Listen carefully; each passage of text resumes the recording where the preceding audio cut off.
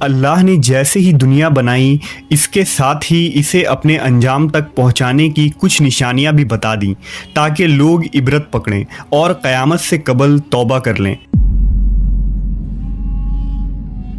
رسول اللہ صلی اللہ علیہ وسلم نے قیامت سے پہلے ہونے والی جو نشانیاں بتائی ہیں ان میں بہت سی پوری ہو چکی ہے، جبکہ کچھ بڑی پیشن گوئیاں ابھی ظہور پذیر نہیں ہوئی۔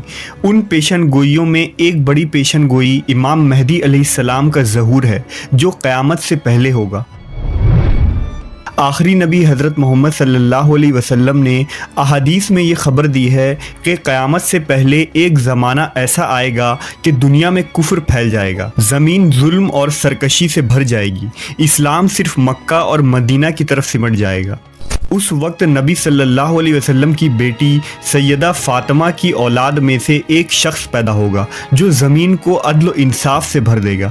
ان کی حکومت تمام روئے زمین پر ہوگی، لہٰذا آپ صلی اللہ علیہ وسلم نے فرمایا دنیا ختم نہ ہوگی یہاں تک کہ عرب کا بادشاہ ایک شخص بنے گا جو مجھ سے یا میرے گھر والوں سے ہے، اس کا نام میرے نام کے مواقف یعنی محمد ہوگا اور اس کے باپ کا نام میرے والد کے نام کے مواقف یعنی عبداللہ ہوگا۔ وہ زمین کو عدل و انصاف سے بھر دے گا جیسے وہ ظلم و زیادتیوں سے بھری ہوئی تھی۔ اس روایت سے پتہ چلتا ہے کہ قرب قیامت میں مسلمانوں کے ہاتھوں سے حکومت چھن چکی ہوگی، حالات بد سے بدتر ہو جائیں گے اور ہر طرف کفر و شرک عام ہو جائے گا۔ اس دور میں حکومت پر بیٹھے رہنما طاغوت کی اطاعت کرنے والے ہوں گے جو ظلم و زیادتی کریں گے اور عوام ان سے پریشان ہو چکی ہوگی۔ لیکن اس تاریک دور میں ایک نور پھوٹے گی، بالکل اسی طرح جیسے عرب زمانہ جاہلیت میں کفر و شرک کیا کرتے تھے اور پوری دنیا میں ظلم و سرکشی کا بول بالا تھا۔ اس وقت اللہ نے انسانیت کی رہنمائی کے لیے امام کائنات حضرت محمد صلی اللہ علیہ وسلم کو مابعوث کیا تھا۔ بالکل اسی طرح قرب قیامت کے ان بدترین حالات میں اللہ امام مہدی علیہ السلام کو مابعوث فرمائے گا۔ لہذا حضرت جابر بن عبداللہ سے روایت ہے کہ رسول اللہ صلی اللہ علیہ وسلم نے فرمایا وہ وقت قریب ہے جب عراق والوں کے پاس روپے اور غلہ آنے پر پابندی لگا دی جائے گی۔ آپ سے پوچھا گیا کہ یہ پابندی کس کی جانب سے ہوگی تو آپ نے فرمایا اجمیوں کی جانب سے۔ پھر کچھ دیر خاموش رہنے کے بعد کہا کہ وہ وقت قریب ہے کہ جب اہل شام پر بھی یہ پابندی لگا دی جائے گی۔ پوچھا گیا کہ یہ رکاوٹ کس کی جانب سے ہوگی؟ فرمایا اہل روم کی جانب سے۔ پھر آپ نے فرمایا کہ میری امت میں ایک خلیفہ ہوگا جو لوگوں کو مال لب بھر بھر کے دے گا اور شمار نہیں کرے گا۔ آپ نے فرمایا کہ اسلام اپنی پہلی حالت کی طرف لوٹے گا جس طرح کہ ابتدا مدینے سے ہوئی تھی، یہاں تک کہ ایمان صرف مدینہ میں رہ جائے گا۔ اس روایت سے معلوم ہوتا ہے کہ امام مہدی علیہ السلام کے ظہور سے قبل مسلمانوں کی مالی حالات بھی بہت زیادہ خراب ہو چکی ہوگی اور لوگوں کی طرف سے اہل اسلام کو شدید نقصان پہنچایا جائے گا، حتیٰ کہ لوگ کھانے کے لیے محتاج ہو چکے ہوں گے۔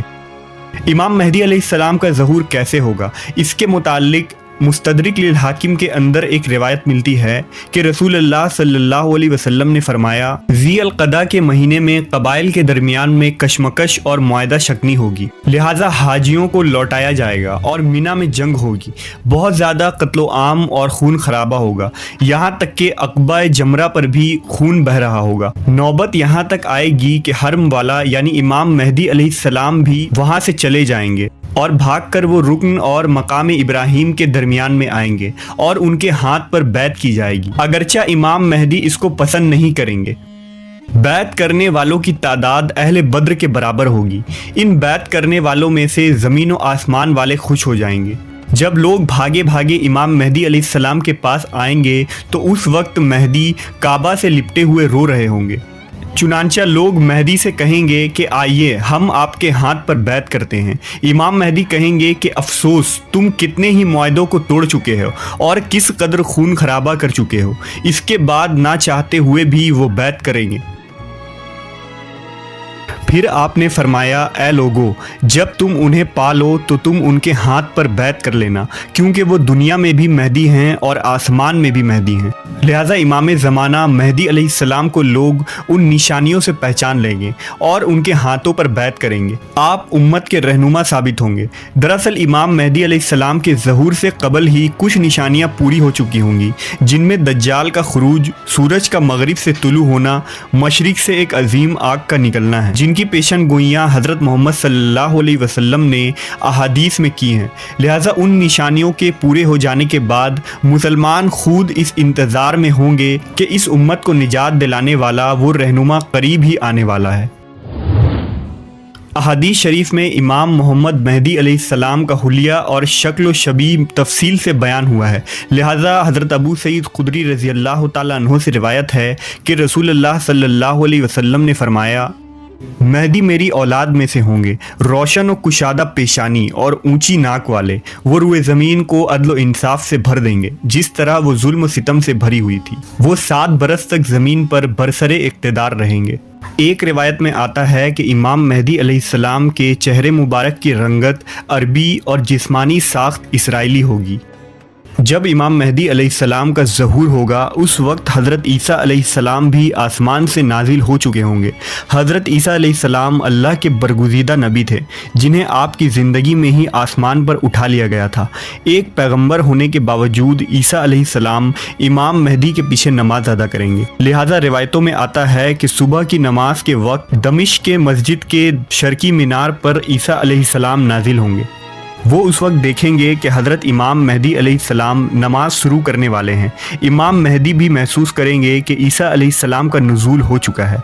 लिहाजा इमाम मेहदी पीछे हटेंगे ताकि ईसा अलैहिस्सलाम आगे आकर इमामत करवाएं, लेकिन हज़रत ईसा अलैहिस्सलाम उन्हें आगे कर देंगे और इमाम मेहदी के पीछे नमाज पढ़ेंगे।